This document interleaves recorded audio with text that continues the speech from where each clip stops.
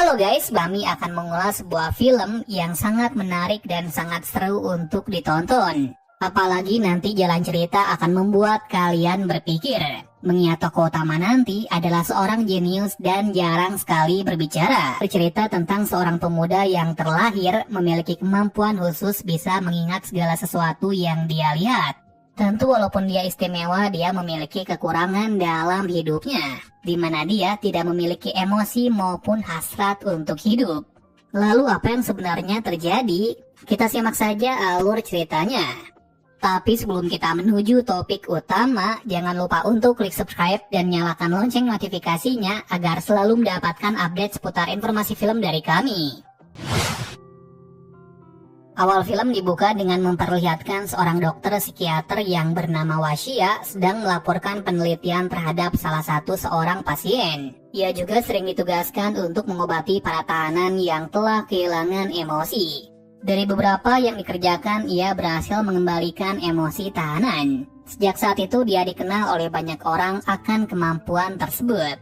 Setelah pulang bekerja, tiba-tiba dia mendapati ada sebuah bus yang ditumpangi anak kecil meledak di tengah jalan. Hal ini membuat dia sangat syok mengingat masa lalunya ia pernah kehilangan seorang anak akibat perusakan yang dilakukan oleh anak SMA. Tentu melihat ada seorang anak yang selamat, dia bergegas meminta dokter untuk menyelamatkannya. Sedangkan tak jauh dari situ kita diperkenalkan polisi yang mengusut kejadian ini. Kelompok polisi ini diketuai oleh Chaya. Di kepolisian dia dikenal sebagai seseorang yang mudah marah dan sangat egois.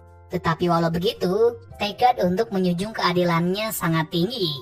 Lalu dia yang melihat kejadian ini berpikir kalau hal ini adalah ulah dari pengeboman berantai yang terjadi baru-baru ini. Diungkapkan bahwa sebulan ini terdapat 5 kali ledakan yang telah menewaskan banyak orang. Chaya yang tidak mau hal ini terulang kembali segera mencari beberapa barang bukti untuk mengetahui lokasi selanjutnya. Kemudian setelah menunggu beberapa hari dia pun mengetahui dan sedang menuju ke lokasi kejadian. Saat berada di sana tiba-tiba terjadi sebuah ledakan yang menghancurkan seisi gedung. Anehnya dalam kemelut tersebut muncul seorang pemuda dari dalam. Chaya yang mencarinya pun segera ke kepolisian untuk mengusut apakah dia adalah seorang pelaku atau hanya korban. Tetapi interogasi tersebut terhalang karena pemuda itu tidak menjawab apapun dan hanya diam. Alhasil esoknya ia berpikir akan membawa kepada Wasya untuk membuat pemuda itu bicara. Sorenya sebelum dibawa ke tempat dari Wasya, tiba-tiba pemuda yang bernama Ichiro mengamuk dan mencolok mata dari salah satu tahanan. Ternyata penyebab dia melakukan hal ini adalah tahanan tadi telah mencelanya. Tentu di sini Chaya yang mengetahui hal ini akan menjaganya dengan ketat agar tidak ada seseorang yang terluka akibat Ichiro yang mengamuk. Namun ketika di sana Wasya tidak takut, malah meminta untuk membuka borgol dari Ichiro. Ia memilih hal itu karena ia sudah menangani beberapa tahanan sepertinya. Dan alasan utama hal itu juga agar membuat pasien tenang ketika diinterogasi. Namun dalam kasus dari Ichiro dia dibuat kebingungan karena apa yang diinstruksikan semua salah. Padahal dia telah melakukan sesuai dengan prosedur. Tentu hal ini membuat dia bertanya-tanya apakah dia memiliki gangguan emosi atau memang dia membuat seseorang tidak bisa membaca pikirannya. Selain mengurusi Ichiro, Wasya mendapatkan kabar kalau kliennya dahulu yang bernama Shimura akhirnya mau bertemu dengan dirinya dan mau berterima kasih telah membuat emosinya kembali. Hal ini membuat Wasya senang karena dahulu Shimura pernah membunuh anak kecil tanpa perasaan apapun. Jadi ia berpikir bahwa metode yang dilakukannya sudah cukup baik. Tetapi kenapa untuk kasus dari Ichiro gagal? Lalu untuk memastikan gejala yang dialami Ichiro, Wasya meminta bantuan ke bidang lain untuk melakukan tes kejujuran. Sejak awal tes keanehan terjadi, di mana tanggapan yang diharapkan oleh Wasya selalu gagal. Merasa aneh dengan hal ini, akhirnya dia beberapa kali bertanya dan sedikit menggodanya. Namun kenyataannya tidak ada ekspresi yang terbesit sedikit pun. Tentu hasil tersebut membuat dia kebingungan akan gejala yang dialami oleh Ichiro. Apalagi dia mendapatkan informasi kalau Ichiro melakukan suatu kegiatan yang aneh. Kata dari salah satu penjaga, Ichiro selalu kencing di jam dan waktu yang sama setiap hari. Padahal di tempat ini tidak disediakan jam sama sekali. Lalu dengan beberapa informasi yang dikumpulkan, akhirnya dia mendapatkan sebuah kesimpulan bahwa Ichiro adalah seseorang yang tanpa ekspresi atau hasrat. Awalnya ia tidak percaya hal ini karena seseorang hidup pasti memiliki sebuah hasrat dalam hidup. Berbeda dengan Ichiro yang tampak seperti boneka Pinocchio yang tidak digerakkan. Dia yang mengetahui hal ini berniat akan memindahkannya ke suatu ruangan khusus untuk bisa menyembuhkannya. Dalam perjalanan ke sana, dia berniat memancing Ichiro dengan menanyakan apa ada suatu hal yang dia mau. Tetapi dia tidak berkata dan hanya membisu. Tiba-tiba di tengah pembicaraan ini Shimura datang untuk menemuinya. Di sini dia hanya memberitahu kalau dirinya telah bebas dan akan menjalani hidup baru berkatnya. Hal itu membuat Washiya senang dan memberinya semangat untuk menjalani hidup ke depan. Nah, di sini ada sebuah keanehan dari Ichiro, di mana ia terlihat tertarik dengan Shimura. Entah apa yang memprovokasinya, yang pasti kita bisa melihat kalau Ichiro tak sepenuhnya tidak memiliki emosi. Di suatu tempat kita dilihatkan pelaku dari pengoboman berantai. Ternyata pelaku adalah dua orang wanita yang bernama Noriko dan Yuria. Keduanya adalah orang yang sangat gila. Tetapi yang paling gila adalah Noriko. Dia mendapatkan ide seperti itu karena ia sangat menyukai pembunuhan. Faktanya dari beberapa ledakan yang terjadi, dia menaruh bom tersebut kepada seseorang yang disiksa, kemudian dijadikan bom hidup olehnya. Dan yang paling buruk dari sifatnya adalah dia tak lebih mirip seperti Ichiro, bahkan lebih parah lagi. Sekarang dia yang tahu kalau ada seseorang yang memiliki sifat sepertinya segera mencari untuk dilawan. Untuk bisa mengamati Ichiro, dia meminta kepada Yuria untuk memasuki tempat tersebut untuk menaruh kamera, untuk mengetahui seberapa buruk sifat dari Ichiro, serta untuk menunggu kesempatan untuk bisa menculik dan membunuhnya. Di waktu yang berbeda, Washiya pergi ke suatu tempat untuk menemui psikiater sepertinya yang dahulu pernah mengasuh Ichiro.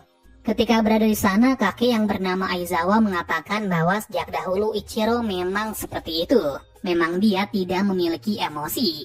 Namun ada kelebihan yang mengerikan yang dia punya. Dan yang paling membuat Aizawa kagum adalah walau Ichiro masih kecil, dia bisa menghafal satu buku hanya dengan melihat sekilas. Namun, walau dia sangat cerdas seperti itu, dia tidak akan bertindak atau melakukan apapun kecuali disuruh. Dan jika diumpamakan, dia mirip komputer hebat tanpa adanya si pengendali. Kakek dari Ichiro yang melihat hal itu meminta Aizawa untuk mengajarkan cara hidup dan hal logis lain.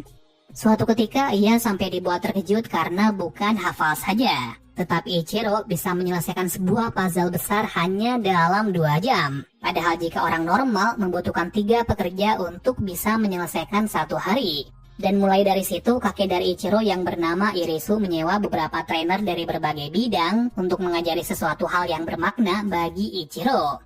Semenjak hal itu Aizawa pun tidak ditugaskan lagi dan hidup seperti ini.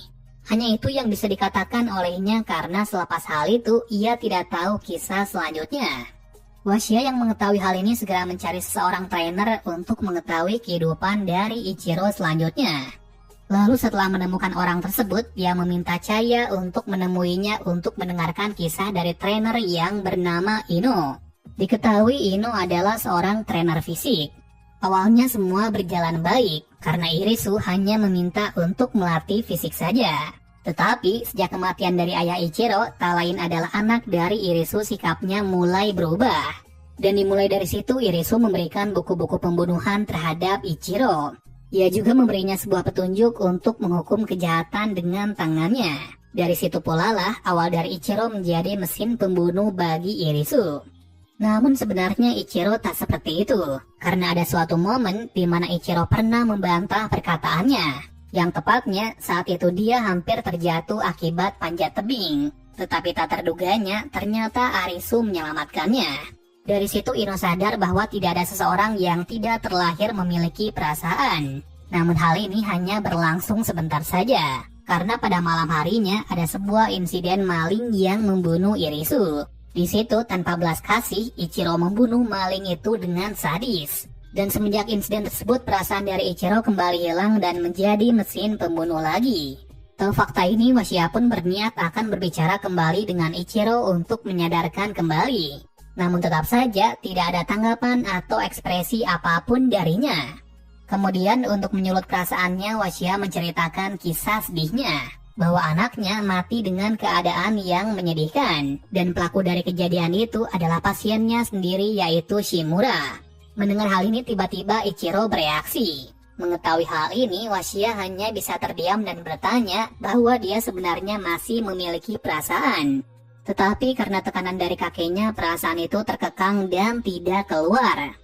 Lanjut setelah itu, karena Chaya merasa kalau Ichiro tidak bisa diobati, akhirnya pergi ke penjara untuk menghukum sesuai perbuatan yang dilakukan oleh Ichiro sebelumnya. Namun di tengah perjalanan ke sana, tiba-tiba Ichiro memberontak dan membebaskan diri. Tetapi dia tidak berniat kabur, melainkan ia menyadari ada seseorang yang berniat membunuhnya. Ternyata tak lain yang mengejarnya adalah Noriko dan Yuria yang telah sigap dari belakang untuk menghentikan hal ini dan membunuh Ichiro. Tentu mereka berdua balas dendam karena sebelumnya Ichiro hampir membunuh.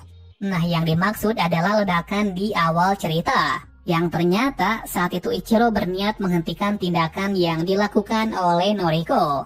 Tetapi karena suatu hal yang tidak diduga, mereka berdua berhasil kabur akibat ledakan tersebut. Namun karena sekarang ia tidak mau mereka berdua berulah kembali, akan membuat mereka berdua mati dengan tangannya. Sayangnya hal ini terganggu akibat ulah dari Chaya yang menghentikannya. Akibatnya malah Noriko berhasil meledakkan mobil dan membuat beberapa polisi menjadi korban akan hal ini.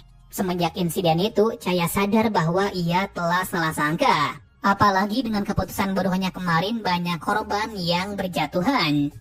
Di suatu malam, Washiya yang tahu fakta ini berniat akan menemui Ichiro sepulang bekerja. Namun secara tak disangka, tiba-tiba Noriko datang dan menyekapnya. Dia melakukan hal ini adalah untuk menjadikan umpan agar Ichiro datang kepadanya. Tetapi tak hanya hal ini saja yang dilakukan. Ia juga membuat permainan hidup dan mati di rumah sakit ini. Yang mana jika Ichiro tidak segera datang, dia akan meledakkan satu persatu ruangan di rumah sakit ini. Chaya yang tahu informasi ini segera menurunkan tim penjinak bom untuk menghentikan hal ini. Sedangkan di sisi berbeda, Ichiro pun datang dan segera menganalisis di mana Noriko menaruh bom secara terpencar. Ternyata bom tersebut ditaruh di pengirim benda di rumah sakit. Tahu hal ini, Ichiro meminta kepada Chaya dan penjinak bom untuk berhati-hati apalagi di pusat ruang kendali. Sedangkan sembari menunggu hal itu, mereka mencari keberadaan dari Noriko. Alih-alih menemukannya, mereka berdua malah bertemu dengan junior dari Chaya yang telah ditempeli dengan peledak. Di situ Noriko membuat perjanjian jika Chaya bisa membunuh, maka dia tidak akan mengaktifkan peledak tersebut. Kondisi yang mendesak ini membuat Chaya mau tidak mau membunuhnya. Di sini Ichiro berkata untuk tidak mempercayainya, lantaran bom yang dipasang tidak bisa dijinakkan. Bertepatan pula ketika mengucapkan hal tersebut, tiba-tiba tim penjinak di bawah terkena ledakan kebakaran. Kondisi ini membuat Chaya frustasi dan segera membunuh Ichiro. Tentu Ichiro tidak diam dan berniat untuk menghentikannya. Sedangkan junior tersebut akhirnya memilih bunuh diri agar Chaya sadar bahwa pernyataan dari Ichiro benar. Dia yang melihat hanya bisa diam dan lemas. Sedangkan Ichiro bergegas ke atas untuk menemukannya. Namun lagi-lagi Noriko membuat jebakan, yakni jika Ichiro pergi ke atas, maka dia akan mati. Dikarenakan di sana dia telah menyiapkan beberapa bom untuk menghancurkan gedung ini. Tetapi Ichiro tak sebodoh itu, karena dengan jejak kaki saja dia bisa mengetahui rencana yang dia buat. Di bawah, Noriko yang tahu hal ini sangat marah dan sedang menunggu agar bisa menabrak Ichiro. Namun Noriko dibuat terkejut. Walau Ichiro telah dia tabrak beberapa kali, dia masih berdiri. Akhirnya dia yang kesal pun berniat akan mengakhirinya dengan melindasnya. Namun berkat Washiya, hal ini tidak terjadi dan membuat mereka terpelanting dan Noriko setengah sadar. Lalu tanpa basa-basi, Ichiro segera membunuh untuk mengakhiri ini semua. Akan tetapi hal ini tak terjadi karena Washiya menghentikannya dengan berkata jika dia tetap membunuh, maka dia akan menjadi mesin pembunuh. Perkataan ini membuat Ichiro sadar dan menyudahi hal ini dengan baik. Namun Noriko yang masih bergerak berniat meledakkan tempat ini. Beruntungnya di waktu yang tepat Chaya datang dan membunuh Noriko. Dengan hal itu menyudahi konflik berkepanjangan dari kasus pengeboman berantai. Nah, apakah hal ini sudah berakhir? Tentu tidak, karena masih ada yang harus diselesaikan oleh Ichiro. Tak lain dia akan membunuh Shimura untuk membalaskan dendam dari Washiya. Namun ia melakukan hal ini bukan tanpa sebab, lantaran ia tahu kalau Shimura masih belum berubah. Buktinya dia masih membunuh seorang anak kecil seperti yang dilakukan terhadap anak dari Washiya. Walau ia senang kabar ini terungkap, dia merasa sedih karena Ichiro masih berniat menghukum seseorang dengan keadilannya. Di akhir cerita diperlihatkan pertemuan terakhir dari mereka berdua, di mana Ichiro berterima kasih kepadanya lantaran berkatnya ia sekarang sudah tahu apa perasaan. Sedangkan di sisi lain, Washiya masih kebingungan tentang apa yang dipikirkan oleh Ichiro. So itu saja untuk akhir cerita dari Brain Man. Memang filmnya sangat sulit untuk dimengerti, apalagi banyak hal yang tidak logis yang dimasukkan dalam ceritanya. Walau begitu, sangat bagus dan recommended untuk ditonton.